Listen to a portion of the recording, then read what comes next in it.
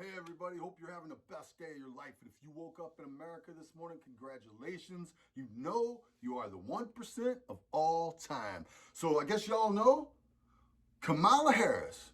The Democratic elites have picked Kamala Harris to be Joe Biden's running mate in 2020. So now it's Joe Biden president, Kamala Harris vice president. Now this is going to fall out very interesting because Kamala Harris has already made the case against Joe Biden that he is a racist. All right, she lays this case out in about 2 minutes. I do a video a few videos back. You might want to check it out if you haven't seen it. It's Joe Biden 2020. It's about 40 minutes. It lays out the history of Joe Biden's racist past, of how he not only was friends with all these racist, overt racists like James Eastland, the white voice of the South. All right, he called James Eastland his mentor, his patron, and his good friend. This is Joe Biden, okay? And then all through the 70s and into the 80s, Joe Biden fights for segregation and fights against desegregation. So Joe Biden fought for segregation with his white racist senators from the South, and he fought against desegregation. Kamala Harris has already laid that case out. So she knows that she's taking the spot a step below a dude who she called a racist, all right? That's gonna get crazy. Now, on top of that, when you look at the bottom of the ticket, Tulsi Gabbard in the debates totally slays Kamala Harris because Tulsi Gabbard points out that Kamala Harris has convicted over 1,500 people for marijuana laws. She has put people in jail for smoking and selling marijuana. Now, what's the problem with that? Kamala Harris has been on an interview where she was bragging that she used to get high back in the day listening to Snoop Dogg and Biggie Smalls, even though they hadn't even made their music yet. But, you know, she was bragging about getting high back in the day, and she actually insulted her Jamaican roots. She actually said, you know, I'm Jamaican, of course I get high. And her dad was really ticked about that. Congratulations, Dad. I love men who can step up to the plate and do their job. Great job. I respect you forever for that. All right. So anyway, so Kamala Harris has this problem.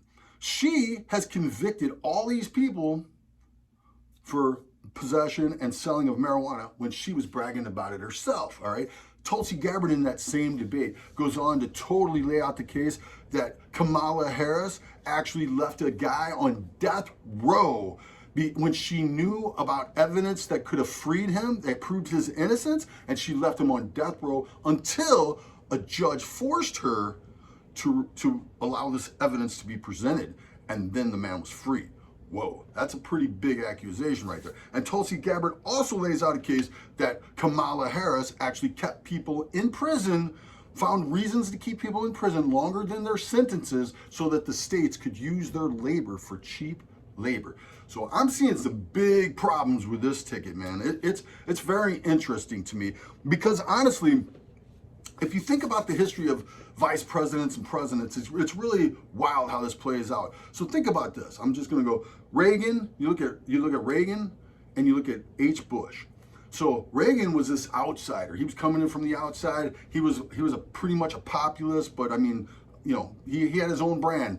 And then George H. Bush was considered the pretty much like the inside Washington guy, the former CIA head chief, and he had all this experience, but he was a straight-laced dude, and he was going to kind of keep an eye on the wild cowboy Ronald Reagan, right? Yeah. And then Ronald Reagan just demolished it all. He was awesome, but see how there were opposites there. And then in the next administration, you get George H. Bush, and you get Dan Quayle. Do I need to explain any more? Have you ever seen someone's political career destroyed over misspelling the word potato? Well, if you know about Dan Quayle, you have. You had George H. Bush, who was supposed to be the experienced, you know, salty dog veteran, and you had Dan Quayle, who was supposed to be the face, the upcoming new generation of Republican leaders. Yeah, that didn't work out well, did it? But then after H goes down in flames to Clinton, hint, hint, if you say, read my lips, no new taxes, you shouldn't go and raise taxes as soon as you get in office if you want to get reelected. But that's, get on a sidetrack there. Anyway, so Bill Clinton then comes in, the comeback kid, right? The comeback kid, Bill Clinton, all this, you know, charisma, comeback kid, all this stuff. And then who does he have for his vice presidential candidate? You got Al Gore, the ultimate stiff. I mean, Al Gore is basically like a corpse walking around breathing slightly, you know. I mean, this is crazy, right? The contrast in these two are amazing, aren't they? And then what do? You get George W. Bush. And with George W. Bush, you got Dick Cheney. Dick Cheney is considered the inside track man, and George W. Bush is considered the kind of new guy coming in, kind of doesn't have the foreign policy chops and stuff. So that was how it all played out. And then with Donald Trump, of course, Barack Obama and Joe Biden.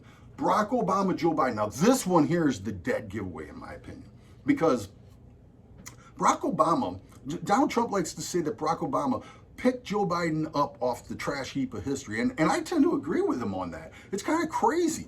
Why would Barack Obama pick Joe Biden? Joe Biden had nothing to give to Barack Obama. What, Delaware? I mean, Joe Biden had nothing. He could have picked so many better people to run with him than Joe Biden. But what could Joe Biden bring? Only one thing, baby. Barack Obama, the first African-American running for president.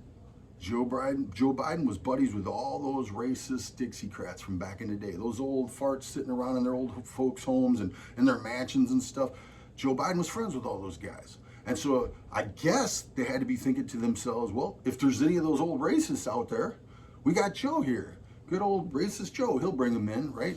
And maybe some working class people too in their mind. I don't know. But Joe Biden didn't really have much to bring to the ticket, all right? And then with Donald Trump and Mike Pence, oh my gosh. I mean, Donald Trump, the billionaire playboy who's, you know, got an ego as wide as the entire Pacific Ocean. And then you got Mike Pence, this humble Christian dude who's a Christian conservative, right? I mean, I heard somebody tell a joke one time, and this joke, it was about Stormy Daniels, and they said, you know, I think it was a Gutfeld that said this. He said, you know, finding out that Donald Trump slept with a porn star is like finding out that Mike Pence didn't. I mean, it's like, duh, back in the day. I mean, that's just, that Gutfeld, man, that guy's hilarious. Anyway, let me get on to this. So, you get all these contrasts. You see what I'm saying here? And here it is again. You got Joe Biden. He has look this up. James Eastland, all right, the white voice of the South, Joe Biden, he has a total racist past. He's the connection between the civil rights, the senators who filibustered the 64 Civil Rights Act. Those were all Joe Biden's friends, all right? Go back and look at it. It's crazy, all right? You got to go back and look at this. Anyway, so Joe Biden, the racist, is now picking a black woman to be his vice presidential candidate. All right, so her mom is from India and her dad is from Jamaica. All right, guess what? What am I always saying? Everybody from all over the world wants to come to America because we have liberty and we have freedom. But I'll tell you, when you don't have freedom, you don't have freedom if you're one of those people that got put away in prison because Kamala Harris put them away for smoking a joint. You don't have freedom if you're that guy that was on death row that she knew was innocent and she kept him in until a judge forced her to show the evidence. You don't have freedom in those situations now, do you? All right? You don't have freedom if you've got a DA who's trying to come up with excuses to keep you in prison so the state can use your cheap labor.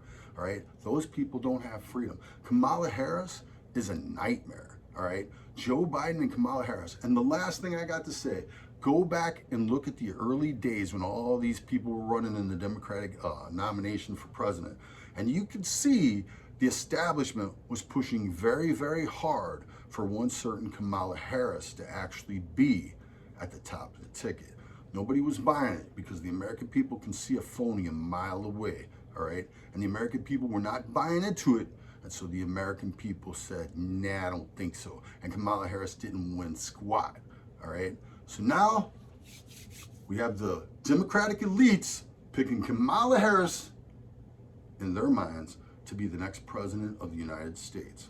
But there's one certain guy who stands in their way, Donald Trump, the man, the myth, and the legend himself, 45. And you know what Donald Trump is going to do? He's got a target now. Joe Biden's been hiding under a rock. He won't come out and play. He won't debate. He won't do anything. They got Joe Biden locked away in some room somewhere. He doesn't even know what's going on. But now, guess what? They just gave themselves a face. And you know who's coming after that face? one certain Donald J. Trump, number 45 himself. And Donald J. Trump has a record, baby. He won the last time without a record. He has a record now. The working class knows that Donald J. Trump is serious about America first. Remember when he put those, when he mandated that all federal projects have to have U.S. steel, all those jobs he brought back, 7.1 million jobs, 800,000 manufacturing, over 1 million construction jobs, the way that we became #1 in energy. Oh, baby, lowest unemployment rate in 50 years, lowest all time for Black, Hispanic Americans and Asian Americans. Yeah, Donald Trump has a record, baby, and he's coming for you. Donald Trump is gonna be president, Trump 2020. God bless y'all. And if you like what I say, please like, comment, share, and subscribe. Share. Love you guys. Trump 2020.